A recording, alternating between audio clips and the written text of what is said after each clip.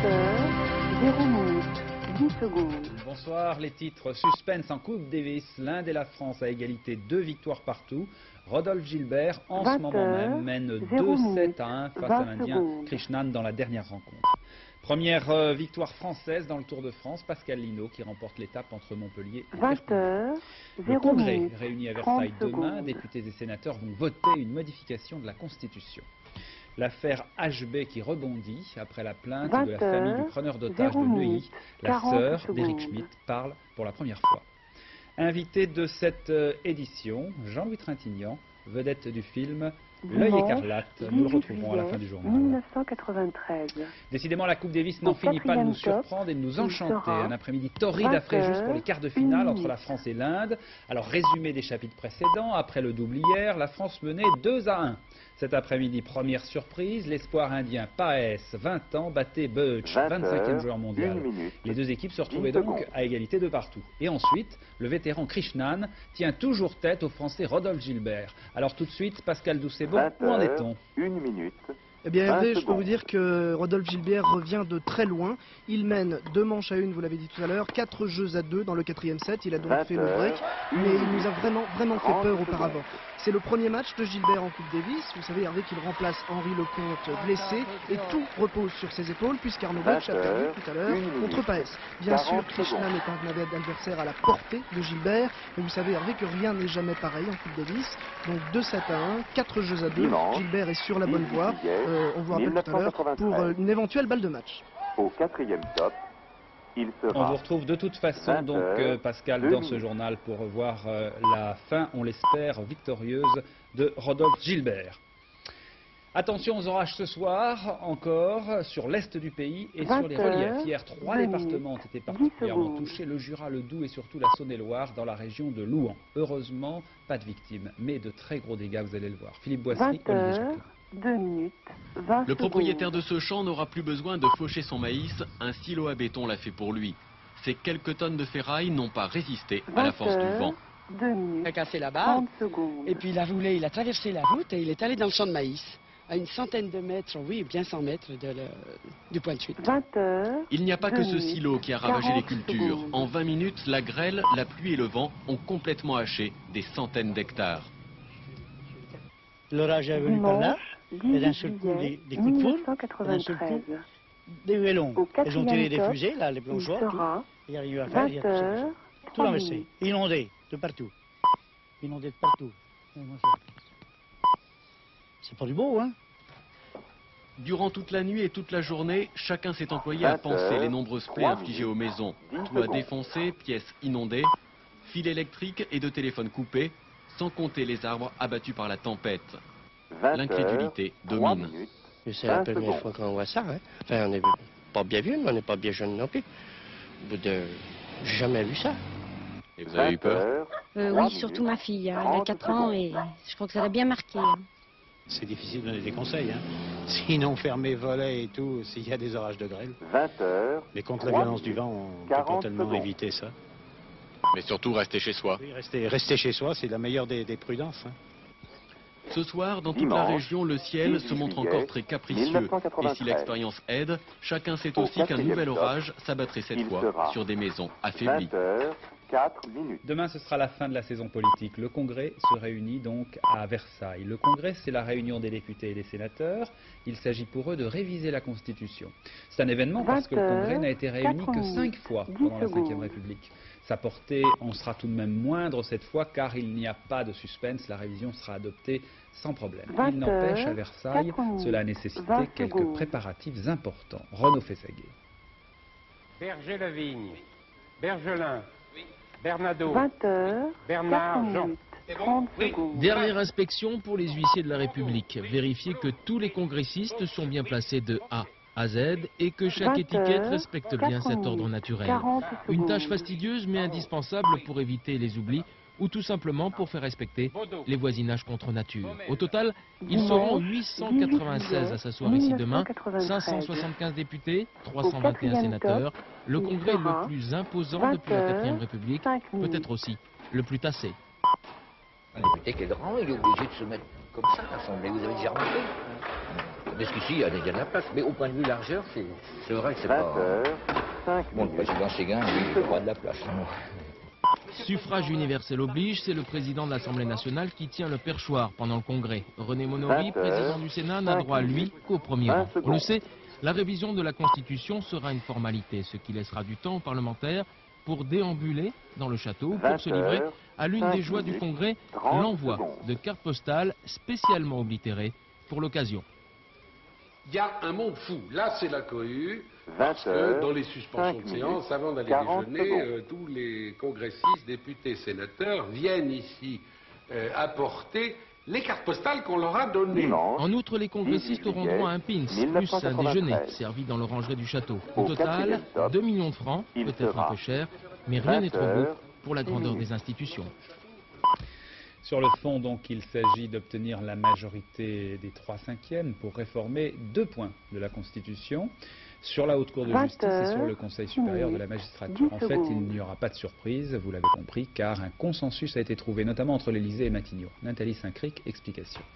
20 heures, 6 minutes. Demain, à 20 Versailles, peu de secondes. suspense. Seuls les députés et sénateurs communistes s'opposeront à la révision de la Constitution. Une révision consensuelle, donc, qui comprend 2 volets. 20 Pour heures, mieux garantir 6 l'indépendance de la minutes, 30 justice, secondes. le Conseil supérieur de la magistrature, qui a de larges pouvoirs en matière disciplinaire, ainsi que sur les nominations des magistrats les plus importants, 20 comprendra heures, désormais 2 minutes, formations 40 distinctes. Une secondes. pour les magistrats du siège, une pour le parquet.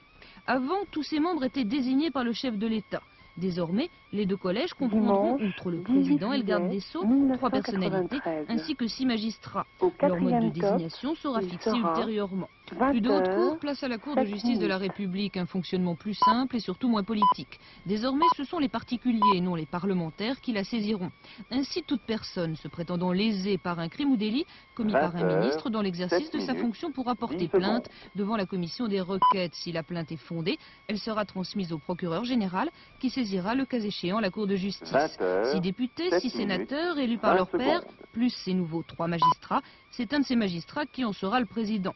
À noter que cette révision de la Haute Cour sera applicable 20 aux faits heures, commis avant 7 son entrée en minutes, vigueur. 30 Elle pourra donc secondes. éventuellement s'appliquer aux 3 anciens ministres socialistes mis en cause dans l'affaire du sang contaminé. Un nouvel attentat 20 islamiste heures, en Égypte. Cette 7 fois, c'est un minutes, général de très haut 40 niveau qui était la secondes. cible. Il n'a pas été blessé. En revanche, 2 personnes ont été tuées dans l'attentat. En Égypte, la tension entretenue par les islamistes ne retombe Dimanche, pas. Véronique Tabo. 18 juillet 1993. La réponse des islamistes n'aura Au pas 4e tardé. top, 24 heures après il sera l'exécution de 5 de ses 20 militants, heures, le 8 groupe du minutes. Gamma al-Islamiyya, l'aile la plus radicale de la mouvance islamiste, a frappé au cœur de la capitale égyptienne. Le commando, apparemment très bien équipé, a ouvert le feu sur l'escorte 20 du heures, général Osman 10 Shahin, minutes, le commandant 10 secondes. militaire de la région du Caire, sans toutefois le blesser. Une erreur, car c'est sans doute le président de la haute cour 20 militaire, le heures, général Abdallah, 10 qui minutes, était visé. 20 secondes. Pour avoir prononcé en mai dernier 14 sentences de mort contre des militants islamistes, le général Abdallah est aujourd'hui 20 heures, une cible 10 permanente. minutes, 30 Malgré les secondes. arrestations, les exécutions, malgré la fermeté et la détermination du gouvernement égyptien face à la flambée islamiste, 20 les heures, militants du Gamal 10 Islamiyya ne minutes, désarment 40 pas. secondes. Des forces de police ont ce soir été envoyées en renfort dans la capitale égyptienne. Dimanche, Événement 18 politique juillet au Japon, le Parti 1993. libéral-démocrate a perdu la majorité Au absolue au 4e Parlement. top, Ce sont en tout il cas sera les projections 20 faites par les heures, chaînes de télévision 9 après les minutes. élections législatives qui avaient lieu ce dimanche. Le Premier ministre japonais va donc sans doute démissionner et le Japon va entrer sans doute dans une phase d'instabilité politique. Philippe Dumez. 20 heures. Comme 9 dans la minutes, plupart des pays 10 occidentaux, secondes. on vote au Japon dans les écoles. À la suite de différents scandales financiers, le Premier ministre Shinichi Miyazawa a été contraint de 20 provoquer heures, des élections 9 anticipées. minutes, Mais son parti, 20 secondes. le Parti libéral-démocrate ou le PLD, vient donc de perdre la majorité absolue au Parlement japonais. 20 Une majorité heures, qu'il 9 détenait minutes, depuis 38 30 ans. secondes. La corruption, les scandales financiers et la perte de confiance des électeurs ont ainsi mené le Japon dans une crise qui ressemble fort 20 à ce heures, qui se passe en 9 Italie. minutes, Si 40 l'opposition secondes. veut former le nouveau gouvernement, il lui faudra dépasser ses querelles. Le Parti socialiste, qui aurait pu servir de leader de cette Dimanche, opposition, a aussi 18 subi juillet un sérieux revers. 1993. Alors, le PLD, pour continuer Au à 4e gouverner, top, devra trouver il des sera alliances. Mais le Japon 20 heures, semble bien 10 être minutes. rentré dans une période d'instabilité politique assez longue. Dans l'ex-Yougoslavie, le président croate Franjo Tuđman tente des gestes symboliques. Il a inauguré il y a quelques instants la réouverture du pont de Maslenica.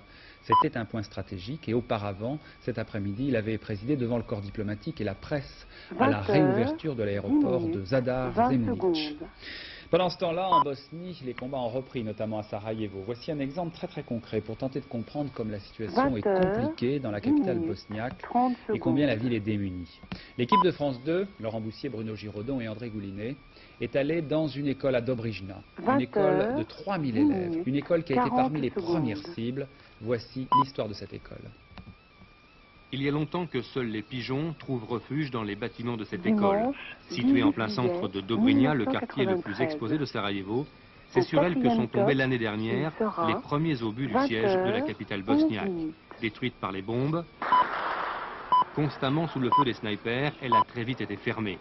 L'hiver dernier, les tables et les chaises ont servi pour faire du feu, et comme il était pratiquement impossible de sortir du quartier, les cours de récréation ont été transformés en cimetières. De temps en temps, cet homme vient voir l'école. Quand il traverse ce qui a été le gymnase, ses souvenirs sont amers. Avant la guerre, il y avait une trentaine de professeurs qui s'entraînaient ici régulièrement. Nous, on ne savait pas qu'ils étaient membres d'un parti extrémiste serbe. Quand la guerre a commencé, ils sont passés de l'autre côté et aujourd'hui, ils font partie de ceux qui nous assiègent.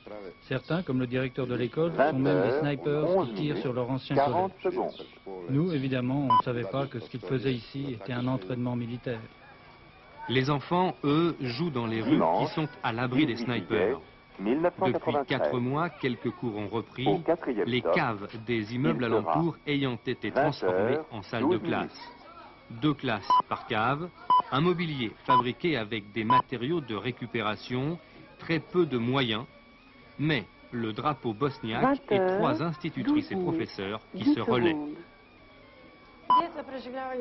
Au début de cette guerre, c'était beaucoup plus difficile pour les enfants. Maintenant que les cours ont repris, ils sont plus occupés. Alors ils pensent moins à la guerre. Ils sont contents de venir ici, même au moment des bombardements. Les caves ont été renforcées. Ici, tout le monde est à l'abri. Aujourd'hui, jour de chance, il y a du courant. D'habitude, ce sont des lampes à huile qui éclairent les salles de classe. Les enfants, eux, sont en majorité musulmans, mais aussi croates ou serbes.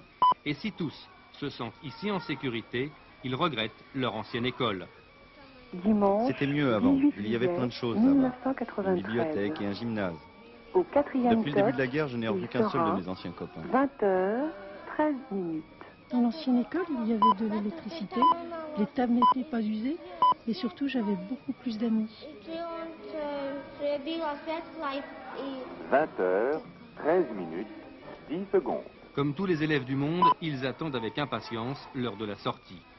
Les jours où tout est calme, pas de problème, ils retrouvent avec plaisir l'herbe de dehors et surtout la lumière du soleil.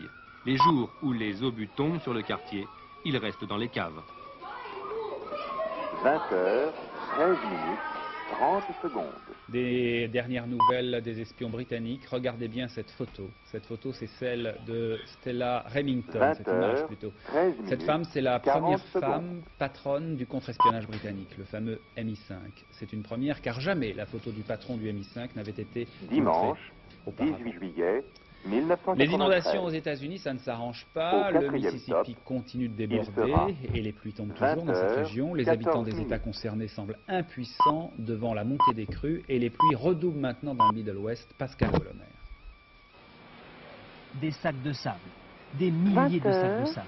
Partout, on érige des murailles pour tenter de protéger les zones encore sèches. Murailles presque dérisoires. Inexorablement, le niveau des eaux du Mississippi et du Missouri continue de monter. Et la zone située au confluent des 2 fleuves disparaît littéralement, submergée par un grand lac d'eau boueuse. Les liaisons routières et ferroviaires sont peu à peu coupées. L'eau potable est de plus en plus rare dans certaines villes. Près de 30 000 personnes ont déjà dû quitter leur maison. Et on dénombre près de 30 morts depuis le début des inondations, il y a 6 semaines. Le président Bill Clinton a promis d'envoyer l'armée sur place et propose une première enveloppe d'aide de 15 milliards de francs. Aide dérisoire, selon le gouverneur du Missouri.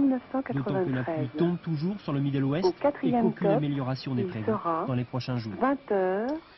L'affaire HB qui rebondit, la sœur du preneur d'otage de la maternelle de Neuilly accuse. Mardi dernier, la famille d'Éric Schmitt portait plainte contre X pour homicide volontaire avec préméditation. La famille estime aujourd'hui que de troublantes zones d'ombre entourent les conditions dans lesquelles Éric Schmitt a été abattu.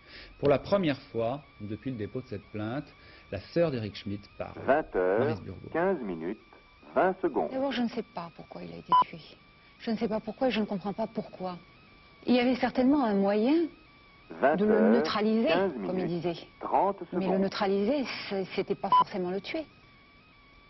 Elle avait un frère, Éric Schmitt. Ce matin du 15 mai 93, dans une classe de maternelle, il vient d'être abattu par les hommes du RAID. Version officielle, Éric Schmitt dormait au moment de l'intervention, mais il s'est réveillé, il a fallu l'abattre pour ne pas mettre en péril la vie des enfants. Version aujourd'hui contestée par un syndicat de magistrats qui parle de mort préméditée. On s'interroge aussi sur la disparition d'une cassette qui contiendrait l'intervention du RAID. Aujourd'hui, la famille d'Éric Schmitt accuse. 20h16 minutes. Entre 5h et 7h30 du matin, je veux dire, on a 2h30 pour s'assurer que cet homme dort et... 20h. Comment peut-il avoir 20 secondes. Un geste menaçant dans la mesure où il dort? Il a été enregistré en permanence. 16 minutes. Moi, j'ai pas connaissance de ça. Personne d'ailleurs. C'est resté la propriété du GIGN ou des hommes du RAID. Ça reste un dossier secret. Pourquoi? Puisqu'ils ont l'air de dire qu'ils ont pris la bonne décision. Ils ont l'air d'être sûrs de ce qu'ils ont fait et contents. On refuse par exemple de nous communiquer le... Dimanche 18 juillet le compte-rendu de l'autopsie. Pourquoi? Au 4e Puisqu'on annonce officiellement qu'il est mort de 3 balles. 20h17 minutes. Alors dans la mesure où on a quand même ce sentiment depuis le début qu'il a été assassiné. 20h, il y a un responsable 17 minutes, 10 secondes. Qui devra expliquer pourquoi il a pris cette décision. Voilà, tout ça, il faudra bien l'expliquer, il faudra bien qu'on connaisse la vérité. 20h, 17 minutes, 20 secondes. L'autre affaire de la semaine, ce sera l'affaire OM-Valenciennes avec un point culminant. C'est en effet mercredi que doit avoir lieu la grande confrontation entre Jean-Pierre Bernès et les joueurs, entre présumés corrompus et présumés corrupteurs. Alors, pour bien comprendre ce qui se passe, le mieux était de faire un rappel complet de l'affaire. 17 minutes, 40 secondes. C'était par une douce soirée de mai à Valenciennes où l'OM se rendait pour un match d'importance. S'il gagnait, il était champion de France. Si les Valenciennois perdaient, il risquait la descente en 2e division. Sur le papier, il n'y a pas photo et comme prévu, Marseille l'emporte par 1 but à 0. Sur le terrain, on ne note pas d'autre incident que la sortie du Valenciennois Christophe Robert, mais on apprend soudain que dans la coulisse, il s'est passé des choses. Il me propose une somme d'argent et certains avantages si je laissais, les Marseillais passer ou si je jouais pas sur ma valeur, quoi. Corruption. Voilà qu'en quelques mots, un joueur de football dit tout haut ce que la rumeur depuis des années laisse entendre tout bas. On achèterait des matchs. Glassman implique dans cette affaire 2 coéquipiers. Robert Christophe, le fameux blessé, et Burruchaga, Jorge, la vedette argentine de l'équipe.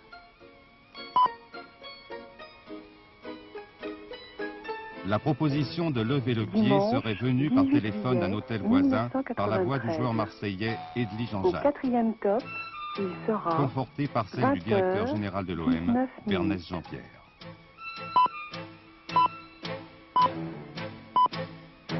C'est la première fois que la Ligue nationale de football possède un témoignage concret sur ce genre de pratique et son président, Le Grec Noël, porte plainte contre X auprès du procureur de Valenciennes, dont le langage fait grand bruit.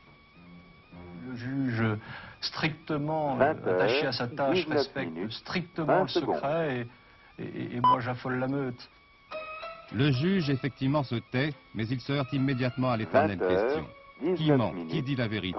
Côté valenciennois, Glassman persiste et signe. Robert et Burruchaga nient le coup de fil et la proposition de Marseille. Idem pour Edli. Quant à Jean-Pierre Bernès, hospitalisé, il n'a peut être entendu.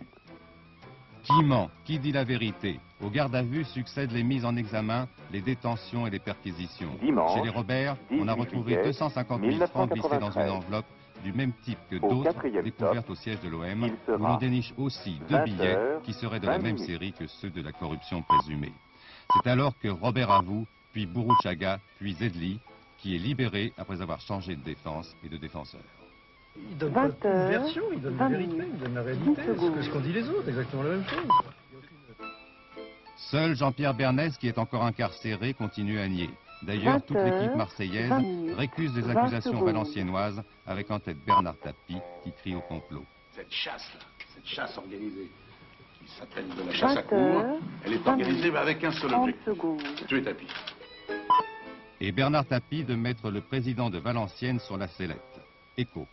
Monsieur Tapie, en regardant Monsieur Coincas, il dit, il me semble que c'est toi qui, en début de match, m'a demandé est-ce que le match soit arrangé, ce que j'ai refusé. Monsieur Coincas annonce qu'il ne répondrait pas sur ce tour-là, qu'il ne s'agit pas de jouer au voyou dans les vestiaires. Au 4e top, alors, les regards se portent sur Valenciennes, et notamment sur l'entraîneur Boro Primorac, dont le nom figure déjà au dossier, car il aurait été contacté dans un restaurant parisien pour, en échange d'une promotion professionnelle, porter le chapeau de l'affaire. L'intermédiaire entre lui et Tapie, un Corse du nom de Philippe Edou Dément. À Marseille, on laisse entendre que c'est plutôt lui, Primorac, qui aurait proposé à l'OM un match nul profitable à chacun.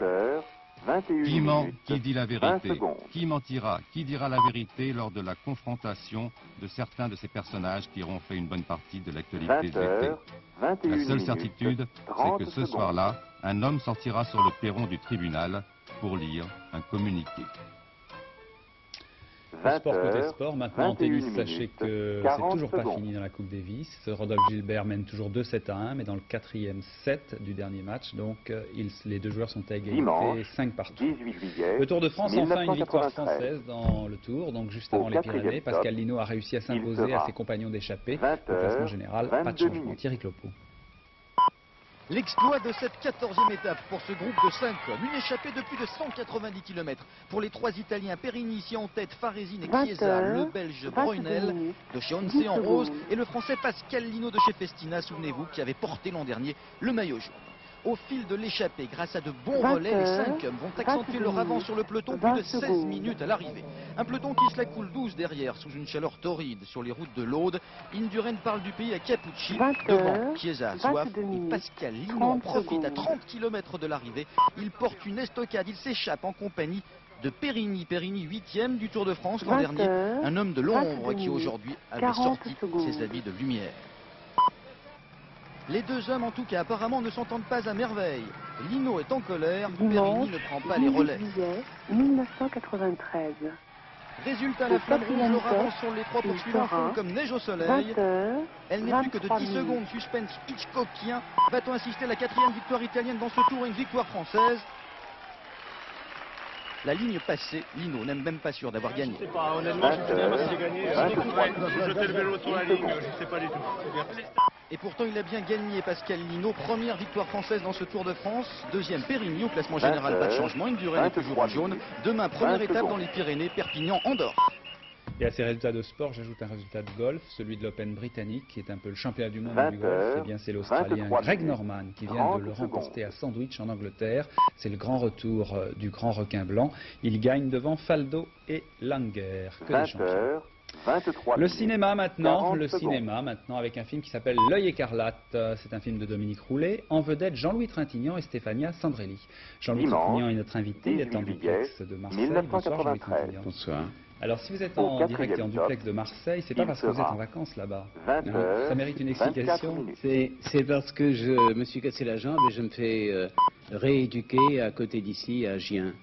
Et c'est pour ça que je suis à Marseille. J'ai des béquilles, je les cache parce que j'ai un peu honte, mais elles sont sur la table. Mais c'est ça qui vous est arrivé à moto? Oui. Mais ça vous est arrivé avant le film, hein, c'est ça? Oui, oui. Et vous avez quand même tourné... Je me suis fait opérer plusieurs fois déjà, parce que je me suis cassé le genou, et le genou c'est un petit peu embêtant. Alors c'est pour cette raison-là, justement, que vous n'avez pas réalisé vous-même ce film, parce que c'est ce que vous comptiez faire. Oui, je devais le réaliser, c'est vrai. Et puis, j'ai pas pu, bon, je me suis cassé la jambe en moto, et j'ai demandé au producteur que ce soit l'auteur avec qui j'avais travaillé à l'adaptation qui le réalise, et c'est comme ça que Dominique Roulet l'a fait Et c'est d'ailleurs très bien. Oui, qui est d'ailleurs un auteur très connu. Il a fait beaucoup de films comme Poulet au vinaigre, comme l'inspecteur Lavardin, etc. Alors cela dit, vous n'êtes pas un peu frustré quand même de ne pas avoir réalisé, parce que ça c'est un rêve, vous aimez bien le faire. Oui, mais il faut être en forme, et moi j'étais pas... physiquement, il faut avoir beaucoup d'énergie pour être réalisateur. Alors, je pense franchement que je le ferai plus. Mais j'aime tellement être acteur que je voudrais... Vous ne réaliserez plus, pardon, roman 20h, non, je crois pas. 25 minutes. Vous savez, il faut faire des choix dans la vie. Ça me plaît beaucoup, mais bon, on ne peut pas tout faire. Alors, je serai acteur. Mais comme je veux tourner en plus très peu, c'est très bien comme ça. Alors, on va parler du film. C'est un film policier, donc je le disais en commençant. Ça s'appelle L'œil écarlate. Bon, c'est très difficile de résumer un film policier. Ce que je vous propose, c'est qu'on envoie tout de suite un extrait, puis vous nous en parlez après. Extrait avec Stéphania Sandrelli. Entrez, commissaire. 20h, 25 minutes, 40 secondes.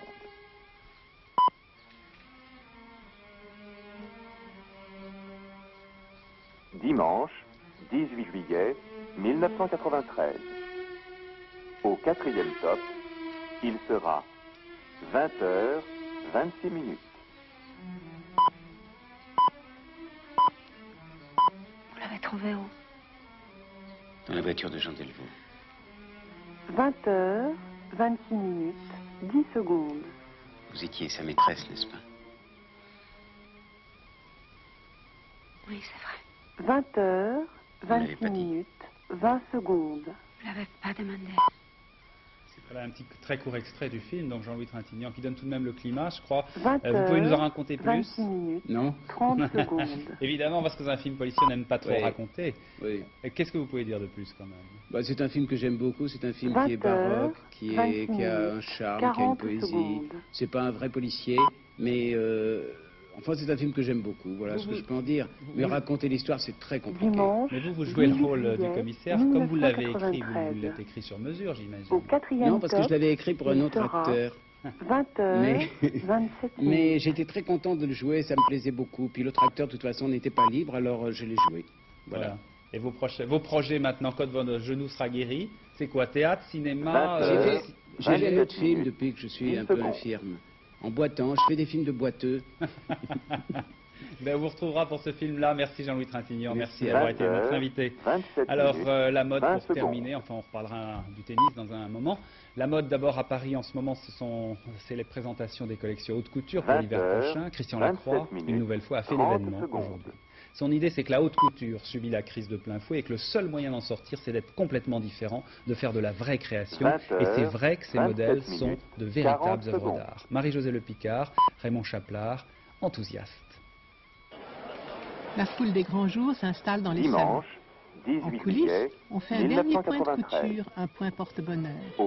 Étalé sur la table, les bijoux brillent, prêts à être choisis. 28 minutes. Les mannequins s'habillent. La collection va commencer.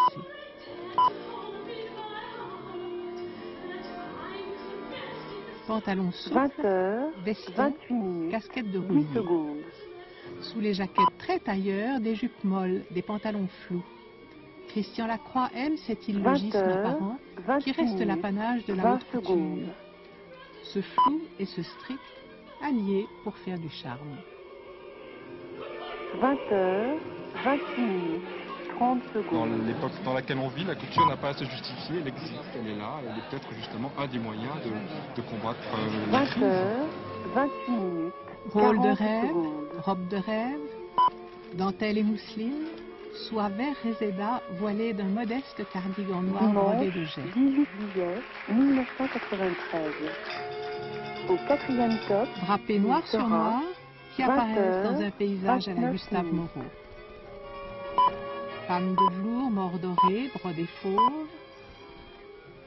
Et la mariée, blanc cassé, jupe drapée, corsage strict à manches longues et une vraie robe de mariée, vient se faire applaudir avec le grand couturier. 20h. Retour au tennis tout de suite, car ça ne s'arrange pas après juste en fait. Rodolphe Gilbert vient de perdre le 4e set. Pascal Doux, c'est bon.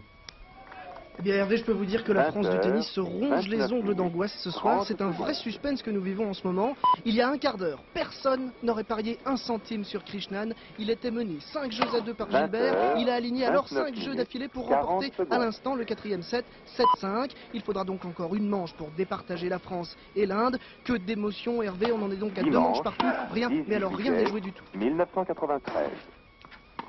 Au 4e top, on regarde juste ce point, qui est le premier jeu donc de la 5e manche.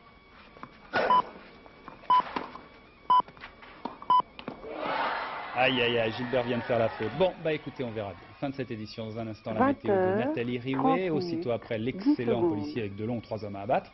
Dernier journal vers 23h50 avec Isabelle Staès. Bonne fin de soirée sur France 2. À demain, 20h. 30 minutes, 20 secondes.